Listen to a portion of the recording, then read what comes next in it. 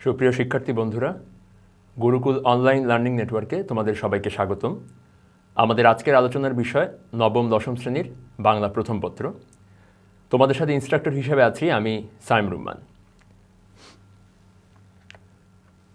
আজকে যে কবিতাটি নিয়ে আমরা আলোচনা করব তা হলো ঝর্ণার গান, লিখেছেন সত্যেন্দ্রনাথ দত্ত। আমরা চলে যাই শিখন ফলে। কবিতাটি পাঠ করে শিক্ষার্থীরা সৌন্দর্য পিপাসু হয়ে উঠবে এবং পারিপার্শ্বিক সৌন্দর্য অবলোকনে আগ্রহী হবে। মূল কবিতায় প্রবেশের পূর্বে আমরা কবিতাটির যে মূল ভাব সেটি একটু বোঝার চেষ্টা করি। ঝর্ণার গান কবিতাটি একটু ব্যতিক্রমী, কারণ এই কবিতায় সাধারণত দেখা যায় যে কোনো একটি কবিতায় কবি প্রাকৃতিক সৌন্দর্যের বিবরণ দেন, কবি নিজে সেখানে বিবরণকারী থাকেন এবং তিনি প্রকৃতির সাথে মানুষের সম্পর্ক স্থাপন করে তিনি একটি কবিতা লিখেন। কিন্তু ঝর্ণার গান কবিতাটি ব্যতিক্রমী এ কারণে যে এখানে ঝর্ণা নিজেই তার সৌন্দর্য বিবরণ করছে, অর্থাৎ ঝর্ণা ও তার যে সৌন্দর্য সেটিকে নানা প্রাকৃতিক উপাদানের সাথে সম্পৃক্ত করে ইভেন মানুষের সাথে সম্পর্কযুক্ত করে সে নিজেকে বর্ণনা করছে। এরকম একটি জায়গায় কবিতাটি লেখা। কিন্তু প্রশ্ন হচ্ছে, ঝর্ণা তো কথা বলতে পারে না। আসলে ঝর্ণার যে কথা কবি অনুভব করেছেন, ঝর্ণা এই কথা যদি বলতে চায়, সেই অনুভবের জায়গা থেকে কবি এই কবিতায় ঝর্ণার নিজস্ব বয়ানে পুরো কবিতাটিকে উপস্থাপন করেছেন এবং ঝর্ণার সৌন্দর্য বর্ণনা করেছেন। আমরা মূল কবিতায় যাওয়ার পূর্বে কবি পরিচিতির গুরুত্বপূর্ণ অংশগুলো দেখে নিব। জন্মসাল, তার জন্মস্থান কিংবা মৃত্যুসাল এগুলো খুব বেশি গুরুত্বপূর্ণ নয়। আমরা শুধুমাত্র তার যে কাজগুলো সেগুলোর উপর আলোকপাত করব। তার পিতামহ ছিলেন তত্ত্ববোধিনী পত্রিকার সম্পাদক এবং 19 শতকের বিশিষ্ট প্রাবন্ধিক অক্ষয় কুমার দত্ত। নৈবেত্তিকের জন্য খুব গুরুত্বপূর্ণ একটি নৈবেত্তিক বা একটি তথ্য, সেটি হলো তার পিতামহের নাম ছিল অক্ষয় কুমার দত্ত এবং তিনি ছিলেন, তার দুটো পরিচয়, এক, তিনি তত্ত্ববোধিনী পত্রিকার সম্পাদক ছিলেন এবং 19 শতকের একজন বিশিষ্ট প্রাবন্ধিক। সত্যেন্দ্রনাথ দত্ত অনেকগুলো কাব্যগ্রন্থ আছে তার মৌলিক কাব্য: সবিতা, সন্ধিক্ষণ, বেনু ও বীণা, হোমশিখা, কুহু ও কেকা, অভ্র আবির, বেলা শেষের গান, বিদায় আরতি, এগুলো তার মৌলিক কাব্য। আর এছাড়া তিনি অনেকগুলো কবিতার বই অনুবাদ করেছেন। সেগুলোর মধ্যে আছে তীর্থরেণু, তীর্থ সলিল, ফুলের ফসল প্রভৃতি। ছন্দ নির্মাণে অসাধারণ নৈপুণ্যের পরিচয় দেবার কারণে সত্যেন্দ্রনাথ দত্তকে ছন্দের রাজা বলে অভিহিত করা হয় এবং মাত্র 40 বছর বয়সে তিনি পরলোক গমন করেন। আমরা চলে যাচ্ছি মূল কবিতায়। চপল পায় কেবল ধাই, কেবল গাই পরীর গান, পুলক মোর সকল গায়, বিভোল মোর সকল প্রাণ। অর্থাৎ প্রথমে শব্দার্থগুলো যদি জেনে নেই, চপল অর্থ চঞ্চল বা উচ্ছল, ধাই মানে ধেয়ে চলা বা দৌড়ে যাওয়া, কেবল গাই পরীর গান অর্থাৎ চপল পায়ে, চঞ্চল পায়ে আমি কেবল বয়ে চলি। ঝর্ণা নিজেই বলছে চঞ্চল পায়ে সে কেবল বয়ে চলে এবং এই বয়ে চলার সময় সে পরীর গান গায়। পরীর গান বলতে রূপকথার রাজ্যের যে গান, অর্থাৎ এটি একটি কল্পনা, কবির কল্পনা, কিংবা ঝর্ণা বলতে চাইছে যে রূপকথার রাজ্যে বা পরীর দেশে যে গানটি হয় সেই গানটি তার চলার পথে সে গেয়ে চলে। অর্থাৎ আমরা যে ঝর্ণার স্রোতধারার যে শব্দটি শুনতে পাই সেটি হলো পরীর গান। পুলক মোর সকল গায়, বিভোল মোর সকল প্রাণ। অর্থাৎ পুলক অর্থ আনন্দ, অর্থাৎ তার সকল শরীর জুড়ে কেবল আনন্দের স্রোতধারা, এবং বিভোল মোর সকল প্রাণ, বিভোল অর্থ বিভোর থাকা, অর্থাৎ তার সকল প্রাণ আনন্দে বিয়োভল। বিভোলের আরেকটি অর্থ হচ্ছে বিয়োভল, অর্থাৎ আনন্দে সে আত্মহারা। তার যেই চলার পথ, তার এই চলার পথে তার মধ্যকার যে অনুভূতিটি কাজ করে সেটি হচ্ছে সে পুলকিত হয়, আনন্দিত হয় এবং সে বিয়োভল হয়, অর্থাৎ আনন্দে আত্মহারা হয়ে যায়। শিথিল সব শিলার পর, চরণ থুই দোদুল মন, দুপুর ভোর ঝিঝির ডাক, ঝিমায় পথ ঘুমায় বন। অর্থাৎ শিথিল সব শিলার পর, শিলা বলতে এখানে বোঝানো হচ্ছে পাহাড়, অর্থাৎ শিলা অর্থ আবিধানিক অর্থ পাথর, কিন্তু পাহাড় তো আসলে পাথরেরই নির্মাণ, তাই শিলা বলতে এখানে বৃহত্তর অর্থে পাহাড়কে বোঝানো হয়েছে। শিথিল সব শিলার পর অর্থাৎ শিথিল অর্থাৎ জড়ো, যার চেতনা নেই, একেবারে একটি জায়গায় স্থির, এরকম একটি পাহাড়, এই পাহাড়ের উপর দিয়ে সে বয়ে চলে। সে চরণ থুই অর্থাৎ সে তার পা ফেলে। এখন ঝর্ণার তো আসলে পা নেই, কিন্তু এই ঝর্ণার যে স্রোতধারা সে তো চলছে। সুতরাং কবি কল্পনা করছেন যে ঝর্ণার এই যে চরণ, সেই চরণটি সে কোথায় সে মানে কোথায় ফেলে, সে ফেলে হচ্ছে সেই কঠিন প্রস্তরের উপর বা শিলার উপর। দোদুল্যমান অর্থাৎ দোদুল্যমান মন অর্থাৎ দোটানার মধ্যে সে থাকে। তার মানে যেহেতু তার চঞ্চলতা, সেই চঞ্চলতা আসলে তার দোদুল্যমানতাকে প্রকাশ করে। দুপুর ভোর ঝিঝির ডাক, ঝিমায় পথ ঘুমায় বন। অর্থাৎ এখানে বয়ে চলা ঝর্ণার যে পারিপার্শ্বিক যে অবস্থা, অর্থাৎ তার আশেপাশের যে প্রকৃতি, সেই প্রকৃতির বিবরণ দেওয়া হয়েছে। যে দুপুর ভোর ঝিঝির ডাক, অর্থাৎ দুপুরে ভোরে ঝিঝির ডাক শোনা যায়, এছাড়া আর কোনো শব্দ নেই। এবং পথগুলো ঝিমায়, অর্থাৎ নির্জন একটি জায়গা, সেই নির্জন জায়গায় সেই ঝর্ণাটি বয়ে চলেছে। তার এই সৌন্দর্য অবলোকন করবার কেউ নেই, কিন্তু সে এরপরও তার সৌন্দর্য দ্বারা প্রকৃতিকে সৌন্দর্যমণ্ডিত করছে। ঘুমায় বন অর্থাৎ সমস্ত বন যেন ঘুমিয়ে আছে, এর মধ্যে শুধুমাত্র জাগ্রত হচ্ছে সেই ঝর্ণাটি। বিজন দেশ কুজন নাই, নিজের পায় বাজাই তাল, একলা গাই একলা ধাই, দিবস রাত সাত সকাল। পূর্ববর্তী যে ভাবটি সেটিকে এখানে বিস্তৃত করা হয়েছে। বিজন দেশ অর্থাৎ নির্জন দেশ, এমন একটি দেশে সে বয়ে যাচ্ছে যেখানে আশেপাশে মানুষজন নেই, একেবারে খুব নির্জন। কুজন নাই অর্থাৎ কোনো কোলাহল নেই। এরকম একটি পারিপার্শ্বিকতায় সে নিজের পায়ে তাল বাজিয়ে চলে, অর্থাৎ পা বলতে আসলে বোঝানো হচ্ছে তার যে স্রোতধারা, সে বয়ে চলছে। এবং সে তার এই বয়ে চলার মধ্য দিয়ে যে শব্দটির সঞ্চার হচ্ছে, সেই শব্দটিকে বলা হচ্ছে সঙ্গীতের তালের মতো, অর্থাৎ একটা নির্দিষ্ট ছন্দে সে বয়ে চলছে। একলা গাই একলা ধাই অর্থাৎ সে একাই গেয়ে চলে, একাই বয়ে চলে, যেহেতু তার আশেপাশে আর কোনো চেতন প্রাণী কিংবা কোনো প্রাণবন্ত কিছুর উপস্থিতি নেই। সেরকম একটি জায়গায় ঝর্ণা বলতে চাইছে যে সে একলাই গেয়ে চলে, একলাই ধেয়ে চলে। দিবস রাত সাত সকাল অর্থাৎ কোনো বিশ্রাম নেই, কোনো বিরাম নেই। দিন রাত সকাল সন্ধ্যা সে কেবল বয়ে চলে। ঝুঁকিয়ে ঘাড় ঝুম পাহাড়, ভয় দেখায় চোখ পাকায়, শঙ্কা নাই সমান যায়, টগর ফুল নুপুর পায়। অর্থাৎ ঝুম পাহাড় বলতে নির্জন পাহাড়, এটার অর্থ নির্জন পাহাড়। অর্থাৎ বলতে চাইছে পাহাড় এবং ঝর্ণা এই দুটো যদি তুলনা করি, পাহাড়কে আমাদের কাছে মনে হয় একটা কাঠখোট্টা একটা কিছু, এবং ঝর্ণা হচ্ছে একেবারে চঞ্চলতা উচ্ছলতা প্রাণবন্ত কিছু। অর্থাৎ পাহাড় হচ্ছে নিস্তেজ নিষ্প্রাণ, এরকম একটি ব্যাপার। তো এখানে দেখাচ্ছে যে এই যে তাদের বৈপরীত্য, এই বৈপরীত্যকে তুলে ধরা হয়েছে। যে ঝুম পাহাড় বা নির্জন পাহাড়, এখানে ঝর্ণা বলতে চাইছে যে নির্জন পাহাড় ঝুঁকিয়ে ঘাড়, অর্থাৎ ঘাড়ে ঝুঁকিয়ে তাকে ভয় দেখায়, তাকে এক ধরনের তার অস্তিত্ব, তার যে চঞ্চল অস্তিত্ব বা চঞ্চল যে প্রাণবন্ত উপস্থিতি, সেই উপস্থিতিকে সে ভয় দেখায় তার উপস্থিতির মাধ্যমে। তার যে একটি নিষ্প্রাণ বা তার যে একটি প্রাণহীন উপস্থিতি, সেটির মধ্য দিয়ে সে ভয় দেখায় ঝর্ণাকে। কিন্তু ঝর্ণা সেই ভয়কে অগ্রাহ্য করে শঙ্কাকে দূরে ঠেলে দিয়ে সে সমানভাবে যেতে থাকে, অর্থাৎ যেভাবে সে সবসময় চলে সেভাবেই সে চলে এবং টগর ফুল নুপুর পায়। এবং এই চলার পথে এই ঝর্ণার স্রোতধারায় টগর ফুল যেন নুপুরের মতো করে ফুটে ওঠে, এরকম একটি দৃশ্যকল্প বা চিত্রকল্প কবি তুলে ধরেছেন।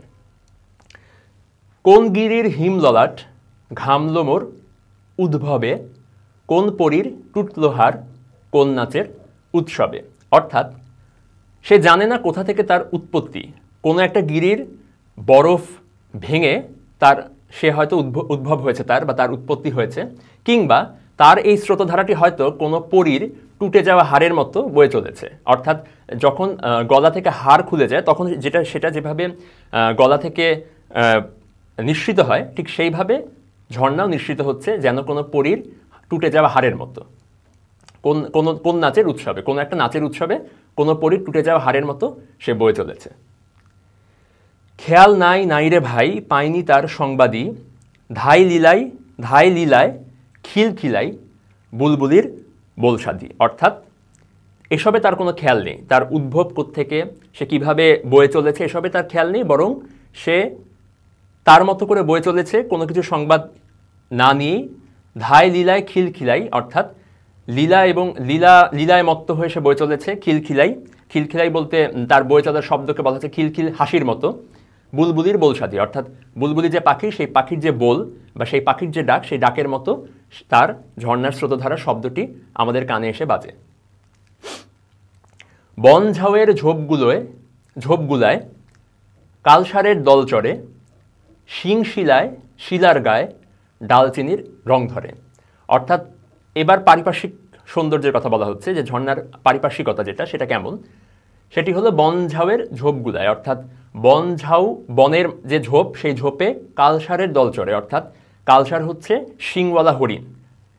এই শিংওয়ালা হরিণ দল বেঁধে চলাচল করে শিং শিলায় শিলার গায়ে, অর্থাৎ শিলার গায়ে তাদের শিং যেন মনে হয় দারুচিনির রঙের মতো, দারচিনির রঙের মতো। ডালচিনি বলতে, ডালচিনির অর্থ হচ্ছে দারচিনি, দারচিনির রঙের মতো তাদের শিং যখন শিলার সাথে মিশে যেন দারচিনির রং ধারণ করে।